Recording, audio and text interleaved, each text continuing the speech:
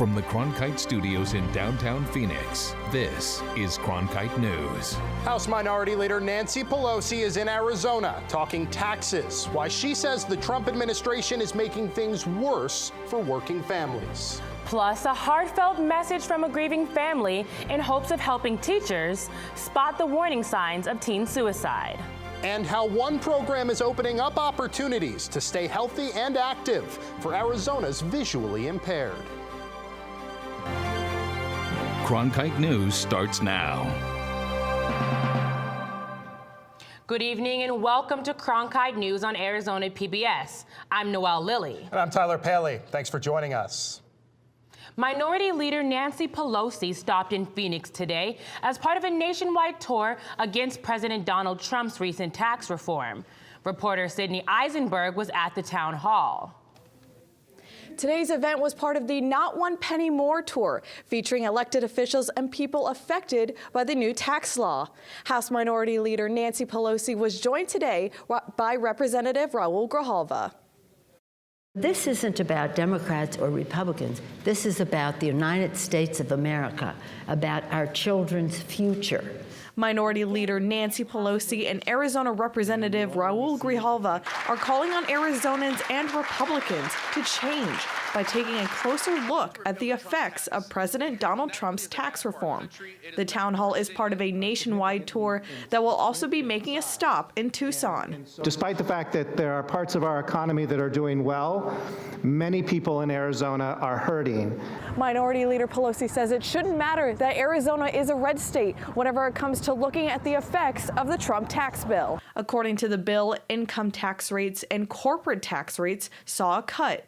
But opponents say this will harm the low and middle class families while providing more funds to the rich. According to the Tax Policy Center, a nonpartisan think tank, they estimate 86 million middle-income families will pay more in taxes. Leader Pelosi was not free from criticism at the event. But most people have to. How much are you worth, Nancy? Representative Raul Grijalva says that Arizona's Republican past is not the focus of the call for reform.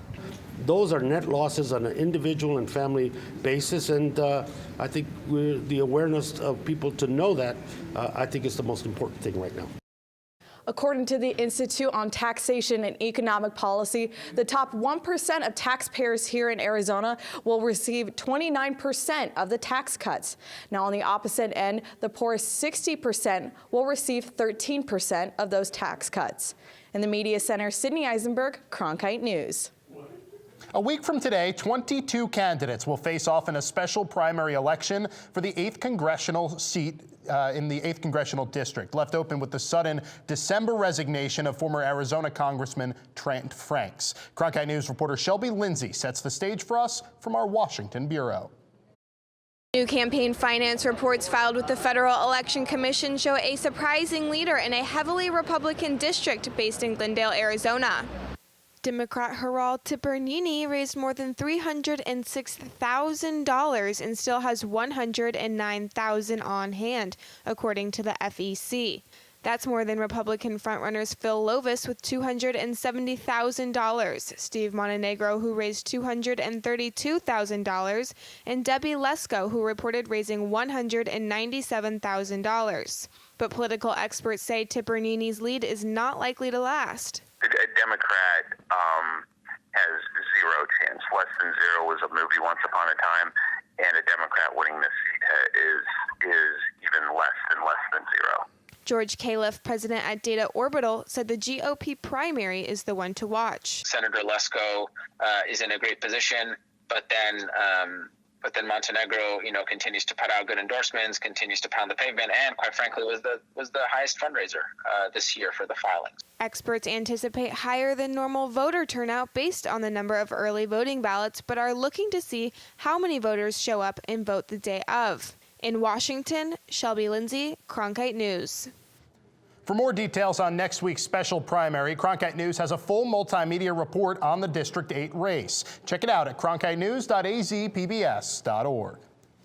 Arizona Senator Jeff Flake says he'll introduce a bill extending DACA protections for 3 years next week. Along with the extended protection, the bill will give $7.6 billion to fully fund the first 3 years of the administration's border security proposal.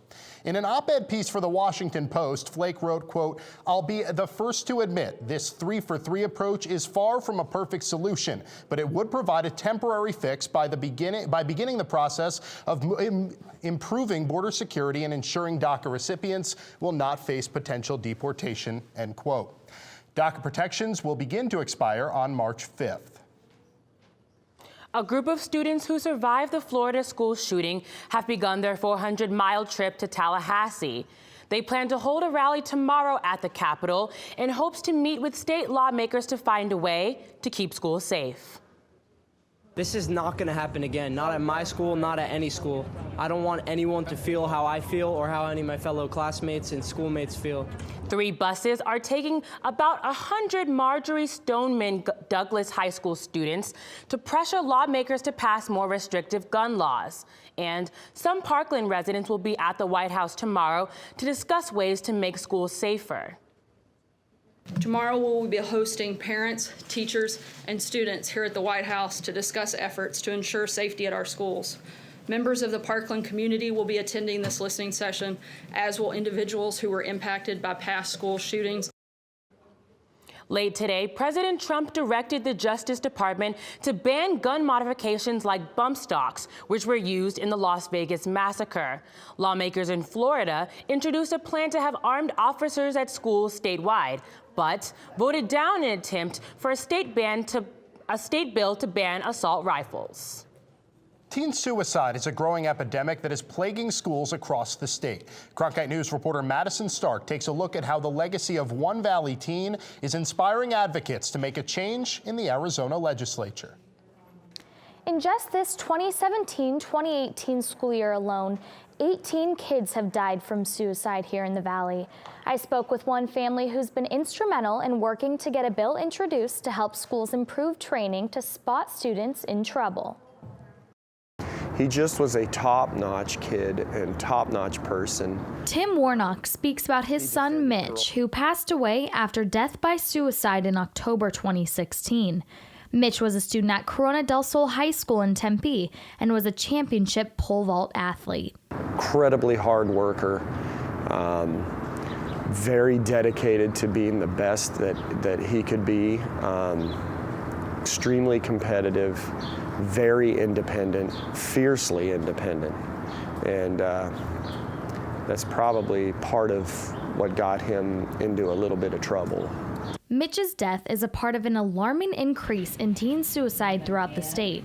According to a report by Arizona Child Fatality Review Program, Arizona has seen an 81% increase in child suicide rates since 2009. This problem, Warnock says, can be partly attributed to the lack of care schools show to kids in need of emotional help.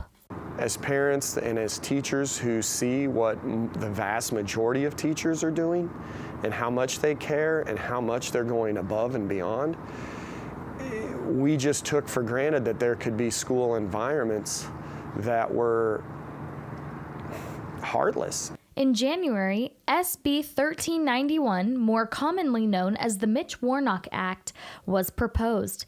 This bill would require school employees in all Arizona school districts and charter schools to receive training to spot the signs of suicidal behavior. Katie McPherson is an executive director at the Gurian Institute for Educational Consulting, who believes suicide prevention training is essential. Things have changed. Kids are coming to school with some trauma, with some neglect, with some pretty heavy issues. And so part of being a teacher is sustaining and building that relationship. Opposition for the bill includes questions about funding and overloading teachers with too much responsibility. However, State Representative Mitzi Epstein, supporter of Mitch's bill, feels such pushback is insignificant when it comes to saving lives. I live across the street from a high school, and that high school has these stories happen far too often. And I am hurting from it, and my whole community is hurting from it. And when we can stop the hurt, let's do that. Let's stop the hurt. Let's save lives. I would have traded everything to have him take that next breath. And I don't want another parent to have to endure that, or another set of high school friends to have to endure that, or their teachers. The Mitch Warnock Act has been assigned to committee but has not yet had a hearing. In Phoenix, Madison Stark, Cronkite News.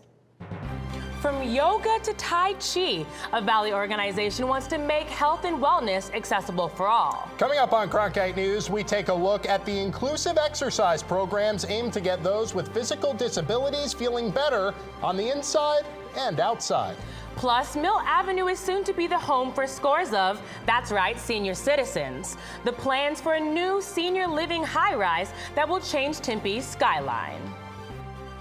I'm Judy Woodruff, anchor and managing editor of the PBS NewsHour. The journalists of tomorrow face a fast-changing media landscape, but quality news remains vitally important to our communities, our country, and our world.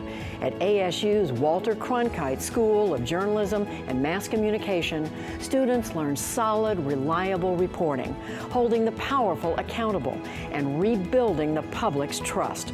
The Cronkite School and Arizona PBS, preparing the next generation for a stronger future of journalism. As journalists at Cronkite News, we report on stories that matter to you by focusing on the local impact. We dig deeper and work tirelessly to keep you informed. Live in Wickerburg. Live in Los Angeles. In Cleveland. In Washington. In Louisville. From Jerusalem. Live in Philadelphia. From around the world to right here in Phoenix. At Cronkite News, we report the facts and stick to the truth.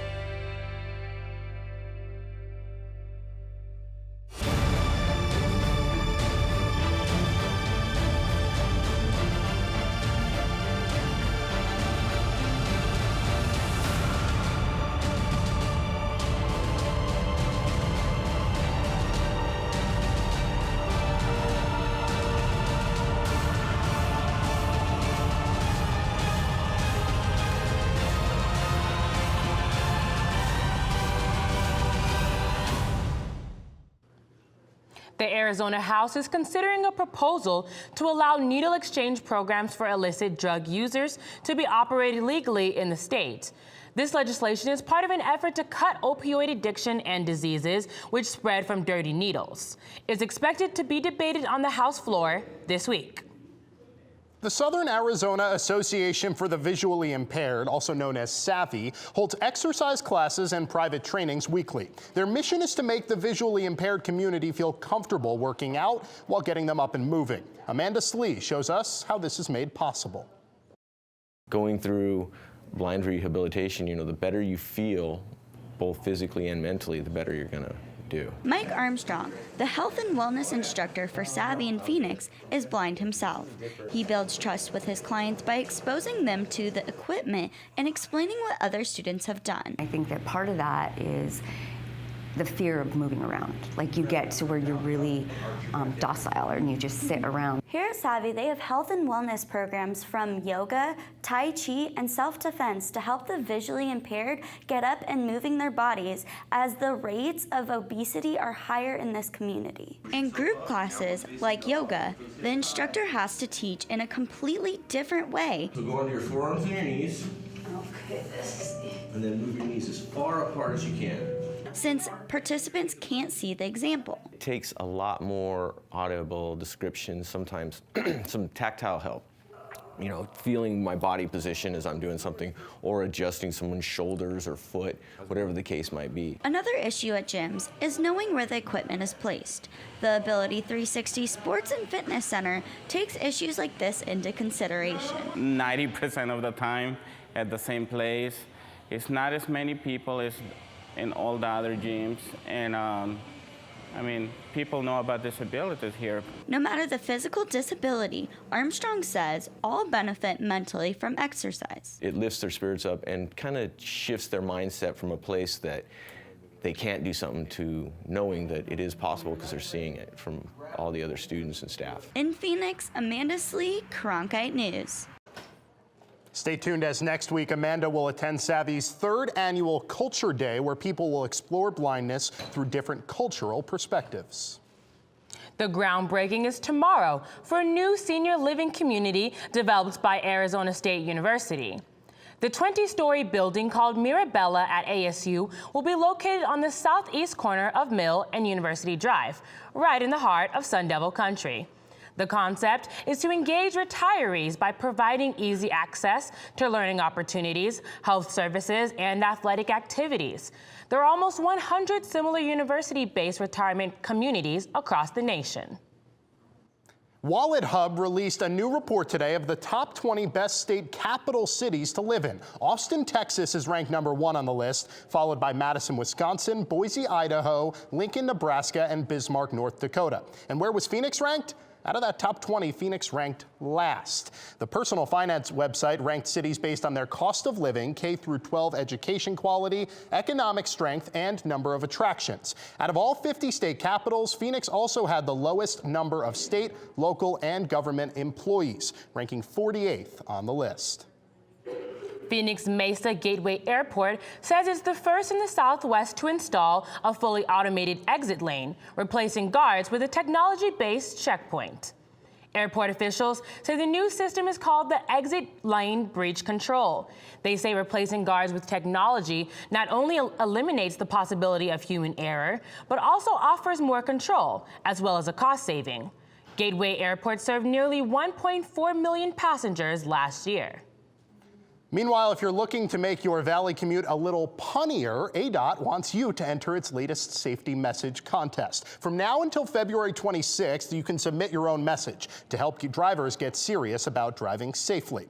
ADOT displays quirky traffic safety messages to try to put a stop to speeding, drunk driving, and other dangers on the road.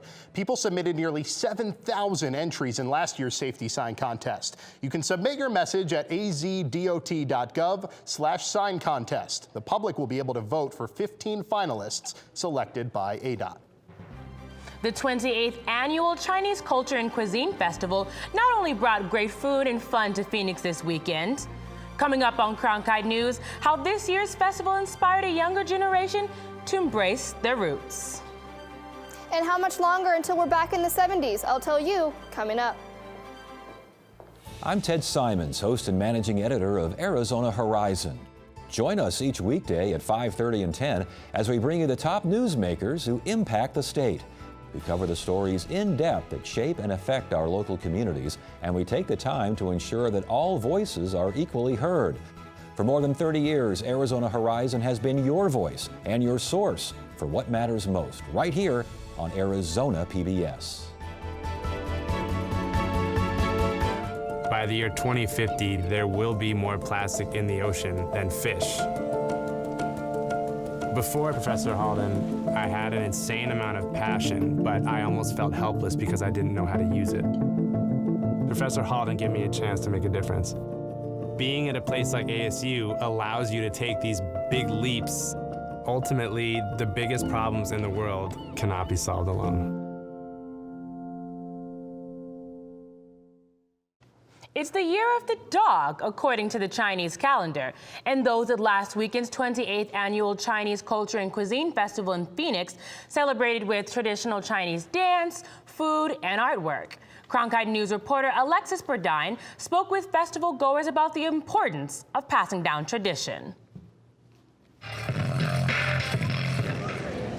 The Chow family wanted to make sure they didn't miss this year's Chinese festival in Phoenix, because more than just a fun outing, it was an opportunity to celebrate their heritage and culture. We wanted to make sure our children kind of understood about what the whole celebration was about and get them to understand their roots. The art and the different foods that were available here, and then the martial arts exhibition. According to the Center for American Progress, Arizona's Asian population is up nearly 122% since the year 2000, making the state the second largest in the U.S. for Asian population growth. The type of work environment that we have here and how pro-business they are, I think that that's something that's quite attractive. And as the number of residents of Asian descent in Arizona continues to grow, those in the community say events like the Chinese Cultural and Cuisine Festival are necessary in exposing younger generations to their roots. There's a lot of young Asian children, and this is a way for them to know who they are, where they're from.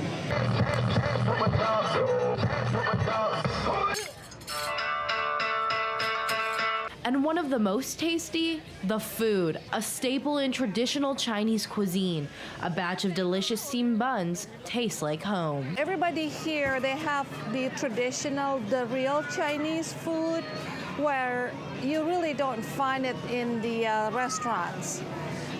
Most of the Chinese restaurants are Americanized. Nothing Americanized about these traditional bamboo rice steamers, offering nothing but authentic taste. In Phoenix, Alexis Burdine, Cronkite News. Currently, Nevada is the only state ahead of Arizona for Asian population growth. So it's supposed to be the time of the year for lots of outdoor festivals across the valley. You could have fooled me. Our temperatures aren't quite playing along today. Courtney Malley is in the Weather Center tracking our chilly forecast. Thanks, Tyler. This is the current temperature we are feeling right now in Phoenix. It is 57 degrees with mostly sunny skies and some calm winds, which is a little bit more on the chilly side. As for our temperatures across the nation, if we take a look here at the East Coast, things are a bit warmer than those winter temperatures that they are used to experiencing. The high that we are feeling right now is 66 degrees in New York, 75 in Pittsburgh, 75 in Memphis, and 79 in New Orleans. However, if we take a look at the West Coast, especially with the Pacific Northwest, they are feeling some really, really chilly winter temperatures. That is why, with that weather, that cool air is going to be coming our way for the next week, so that is why our temperatures are going to be staying in the 50s. As for precipitation, we're going to stay clear here in Arizona, but that rain we were feeling last week is being pushed to the east. That is why those temperatures are rising on the coast. Now let's take a look at our high temperatures tomorrow for Arizona. It's going to be more of the same. We're going to be in the mid-50s through the end of the week. For Cronkite Weather, I'm Courtney Malley.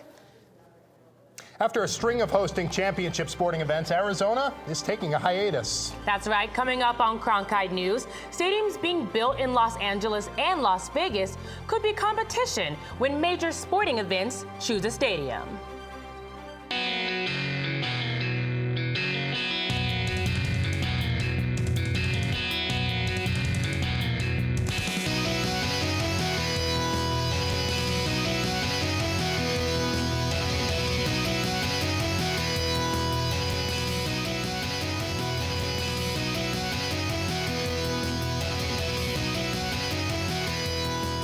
Cronkite News weeknights at 5 on Arizona PBS.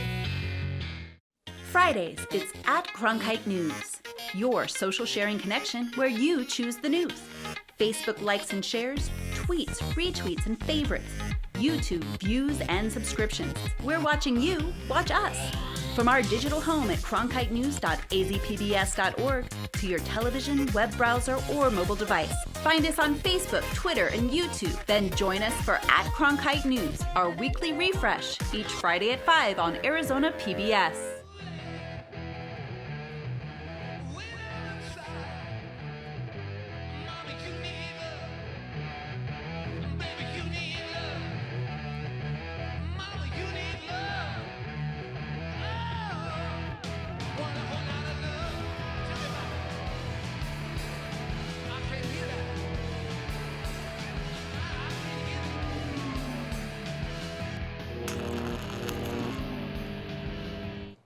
Arizona is on a bit of a championship hosting hiatus after an unprecedented 3-year run. Josiah Destin went to Avondale to find out what could prompt a return of these events.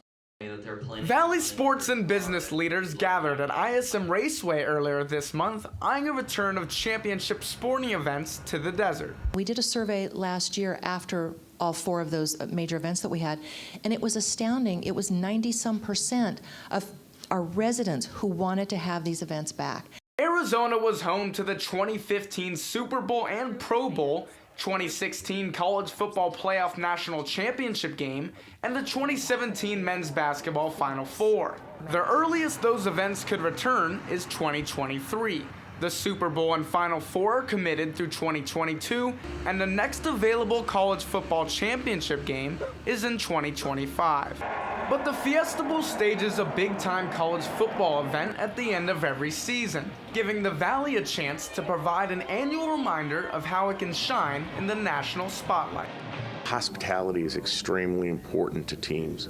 We continue to demonstrate that through the Fiesta Bowl and Cactus Bowl, and we continue to work very closely with CFP so that they know us individually. It's the retractable roof covering this venue that makes it the only facility west of Texas to host the Super Bowl, College Football Playoff National Championship game, and the Final Four. But new stadiums under construction in Los Angeles and Las Vegas create serious competition. There's lots of other places with great golf courses and nice hotels and nice weather that are going to be competing for these events. While it's no championship contest, the College Football Playoff semifinals return to Glendale in 2020. In Avondale, Josiah Destin, Cronkite News. ASU's W.P. Carey School of Business found the Super Bowl, Pro Bowl, National Championship game, and Final Four generated more than $1 billion in economic impact. Cronkite News is proud to be the news division of Arizona PBS. Here's what's coming up on Arizona Horizon and PBS NewsHour. On the next Arizona Horizon, a constitutional expert talks about original intent and the Second Amendment, and hear about a program that provides support to veterans and their families statewide. That's the next Arizona Horizon. I'm Judy Woodruff. On the next NewsHour, our Making the Grade segment looks at the battle over teaching climate change in schools. That's Tuesday on the PBS NewsHour.